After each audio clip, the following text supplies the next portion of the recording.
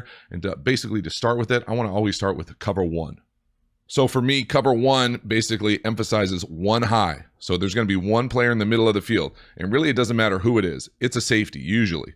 Almost always a safety. So we're going to have a safety in the middle of the field. Now, this diagram shows the free safety, but it could just as easily be the strong safety. And this is when we get into the nuance and details of it. But let's just understand cover one. One player in the middle of the field, one safety back, one guy back. This person has to cover the whole width of the field. So if we throw a go route over here, they need to come over and make a play on this. If they throw a go route to the other side, you need to make a play on this. And so for me playing quarterback, anytime you face a cover one defense, you always have to be aware of how to manipulate that middle field player. Now, man coverage is a little bit different when you talk about you can stare down routes, especially underneath routes, because those people aren't looking at you, they're looking at their receivers. But if you're trying to throw a seam or a deep ball or a post, anything towards the middle of the field, you have to look this player off and control them with your eyes playing quarterback. Now, all the variations of cover one. This is straight up, I wasn't going to say here, you don't see this very often. I would say most times the way that I understand cover one is that when we talk about the most simple kind is called man free. I'm used to calling it man free. And what I mean by that is, excuse me, man free. So what I mean by that is they'll often bring five. Normally, the strong safety isn't just sitting out here not guarding anyone. So when I mean bring five, and that usually means one of the linebackers is going to come. So when this linebacker vacates, this strong safety now takes that coverage responsibility. And that's man free, meaning everybody's manned up. We're manned up across the board, and there's a free safety in the middle of the field. Man free is kind of the base call.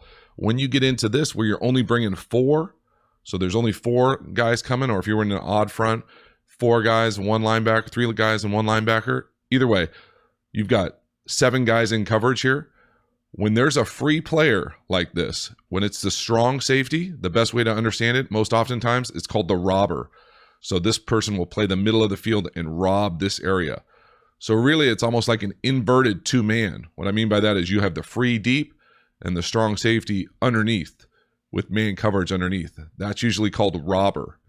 And then if these are inverted, meaning the strong safety is now back and the free safety comes down, because based on, matchups, tendencies from what the other team is doing, this is often called lurk. So with the free safety is the middle field player, he is lurking in the middle of the field. So robber, strong safety, free safety down, lurk.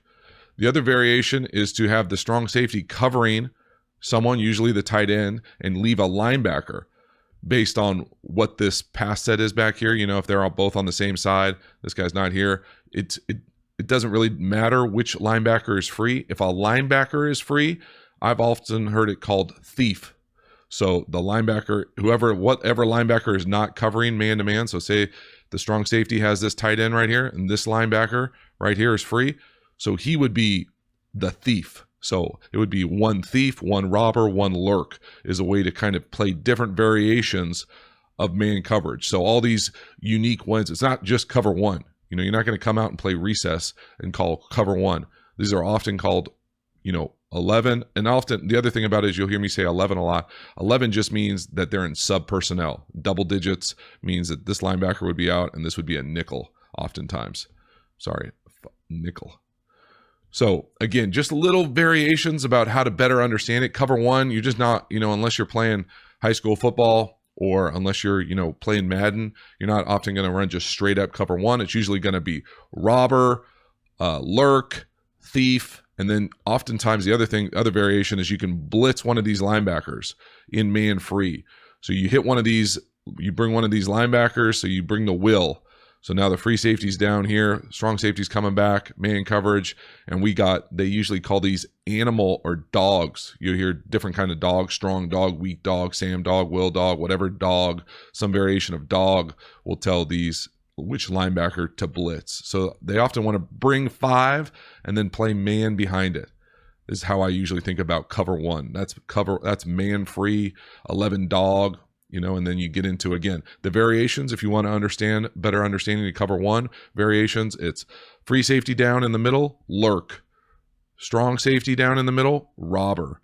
Linebacker free in the middle, thief. And so why you would want to do that is because of what their tendencies are. Are they tendency to have low crossers on offense? Well, then you probably want a thief low? Are they bringing, tight end from strong side to the weak side of the run formation, or are they bringing wide receivers across? Then we might want a robber, depending on what the formation dictates. So oftentimes, again, it's not just being called in the huddle. It's based on the formation, what you're going to get with the rotation. And then from playing quarterback, you basically have to have your eyes on the shell. You want to watch this shell and understand the invert. Now, if you come up and you see two corners over, normally a corner would be over here, right? An easy indicator is to see the corner over here locked up, bump, but you don't know if it's going to be robber or lurk. Not that it really matters, but it could if you're trying to get a tight end here. And this is just a diagram. But if you were playing this defense with this kind of edge protection, you probably just run it over here. But if you wanted to come out and throw it, get a little corner, get a little out, get anything you want over here to the side. You'd also probably get a rub over here, with these double bump, as rubs become harder and harder to run in the league with them being called. But again, the variations, how you want to understand it. Who is the middle field player? Is it the free safety most often? Yes. Okay, what are they doing underneath? Are they bringing 5? Are they bringing 4? If they're only bringing 4, is there a lurker? Is there a robber? Is there a thief? Who's the free player, and where can he pick me off if I'm not aware of where he's at? And then just man coverage on the outside. Are they off or are they press? Where's your matchups? So those are the little variations of cover 1. Again, you want to look. Someone's going to be in the middle of the field. That's why it's called cover 1. One guy deep. Then are they bringing 4? Are they bringing 5? If they're bringing 5, everyone's just man free, straight across the board. If they're only bringing 4, you have to be aware of a lurker, a robber, a thief. Someone's free in the middle of the field. So they're either going to try to jack your crossers or they're going to try to hide and pick off a crosser. So you have to be aware if you're trying to attack that type of defense, because oftentimes you get man coverage, you're going to want to call runaways or things that are hard for guys to run with guys for a long period of time. So think overs or drags or crosses or drive routes, anything where you're coming across. Well, if you come across and there's a free player, that guy's probably going to get hit pretty hard if he's not aware of where that free player is.